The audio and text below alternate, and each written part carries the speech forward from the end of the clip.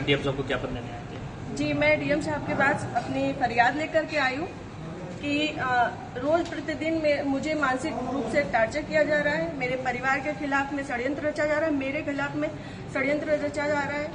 और ये षड्यंत्र के सूत्रधार जो है वो आदरणीय हमारे पूर्व सांसद सुब्रत पाठक जी, जिन्होंने हमारे गेस्ट हाउस को लेकर के हमें ये कहा कि हम भूमाफिया हैं।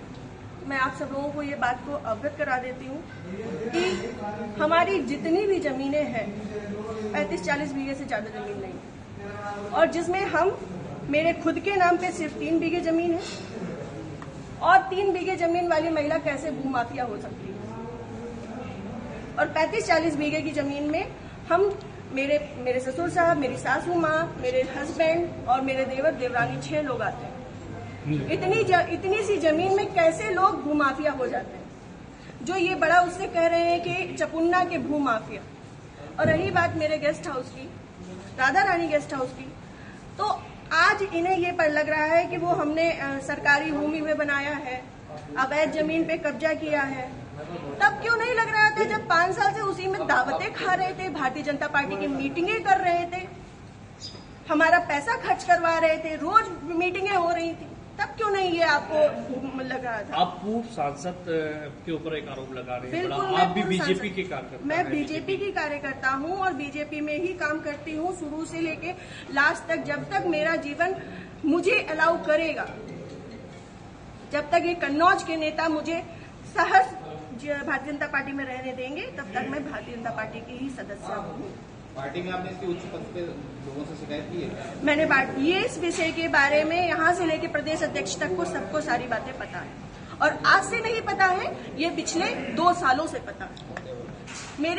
मेरे पिताजी, मेरे ससुर साहब, मेरे हस्बैंड, हम सब लोगों के लिए हत्या तक का मतलब षड्यंत्र रचा जा चुका है, और विगत के चुनाव के निर्णय के बाद ही रचा गया। पिछली 4 जून को रिजल्ट आया है, पिछली 3 जून को ये हमारे गांव गए थे। हमारे गांव जाकर के इन्होंने, हमारे राइवल्स हैं जो, उनके घर जाकर के इन्होंने 2 घंटे की बैठक रखी जिसमें षड्यंत्र रचा गया।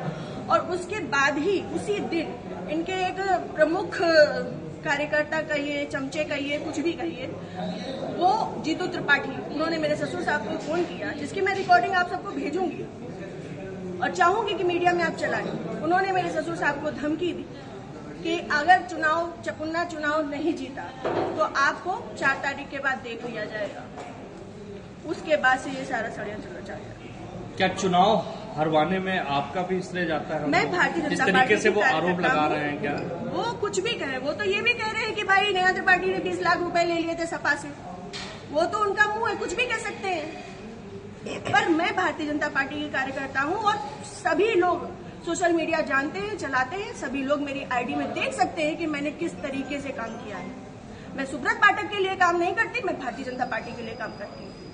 आपने प्रशासन और पुलिस से शिकायत की इस बारे में? जी, मैंने पिछली 25 तारीख को प्रशासन पुलिस से शिकायत की थी, जिसमें सीओजी की टीम गठित है, और अभी तक कोई भी पकड़ा नहीं गया है।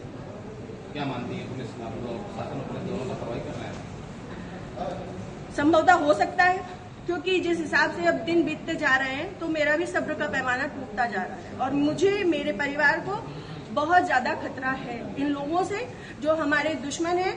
क्योंकि सुब्रत पाठक जी ने, हमारे जो राइवल्स हैं, सभी आजीवन कारावास के मुजरिम हैं। सभी आजीवन कारावास के मुजरिम हैं। मैंने इसमें लिख के भी दिया है, संदीप तिवारी, प्रदीप तिवारी, मनोज अग्निहोत्री, ये बलात्कारी केस के और आजीवन कारावास, गैंगस्टर, इन पे सब तरीके की धाराएं लग चुकी हैं इनमें, ऐसे लोगों के साथ में। और जिसको इन्होंने हम लोगों की सुपारी दी है, अखिलेश यादव उर्फ छक्की, वो इनकी, हाँ, यहाँ ठटिया का ही निवासी है, गांव झहुआ है उसका।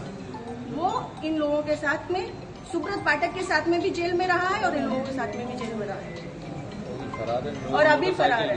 और इन लोगों की मोटरसाइकिल भी उनके पास है, अभी तक वो भी बरामद नहीं है।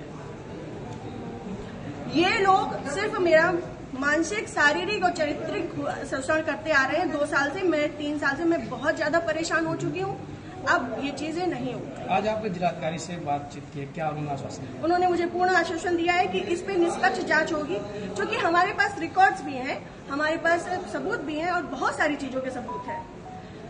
समय आने पे मैं वो सब आपके सामने रखूंगी। जिले में जो भी भ्रष्टाचार हो रहा है, जो जिला पंचायत में भ्रष्टाचार हो रहा है, जो ब्लॉक प्रमुख में भ्रष्टाचार हो रहा है, ब्लॉक में भ्रष्टाचार हो रहा है, वो सारी चीजें मैं आप सब लोगों के सामने रखूंगी। अगर आपकी सुनवाई आज नहीं होती तो आगे क्या कदम उठाएंगे आप? मैं आप लोगों का सहारा लूंगी और आप लोगों का सहयोग, मुझे पूर्ण विश्वास है कि मेरे साथ हमेशा रहेगा और मैं इस पे अपनी अंतिम सांस तक अब फ्रंट के पैमाने में आकर के लड़ूंगी। Thank you.